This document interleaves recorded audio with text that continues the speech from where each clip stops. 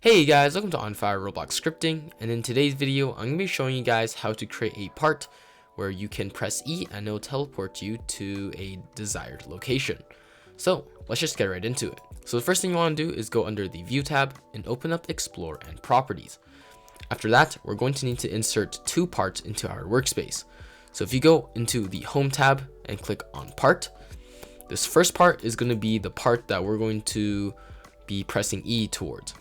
So I'm just going to turn it into a square with the scale tool, a 2x2 square just like that, but yours can be whatever you want it to be. I'm just using a square because it's simple and easy to demonstrate with.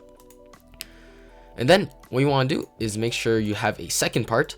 The second part is going to be the part where the player is going to teleport to after we press E. So for demonstrations, I'm just going to put it a little further away. I'm going to keep this as a rectangle. So the part we want to teleport to, I'm going to click on that, and under the workspace, under the Explorer, I'm just going to rename that to the teleport location. And as for the other part, which is the part that we're going to press E on, I'm just going to rename that to teleporter. So under our teleporter, what we want to do is click the plus and enter in a proximity prompt. And then under the proximity prompt, go into the properties of it, and here you can change different things of the proximity prompt. So for example, action text, I can change that to teleport to XXX location. And then we can do something like make the hold duration 1 second, so the players have to hold the proximity prompt. We can do something like uncheck requires line of sight, so that the proximity prompt will always be visible as long as they're within range. And then object text, I can just put that as the teleporter.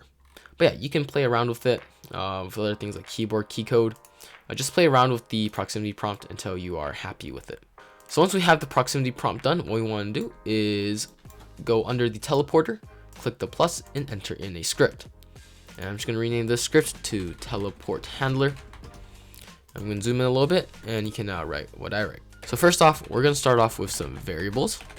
So local prox equals to script.parent.proximity prompt, and then local teleport location equals to workspace.teleport location.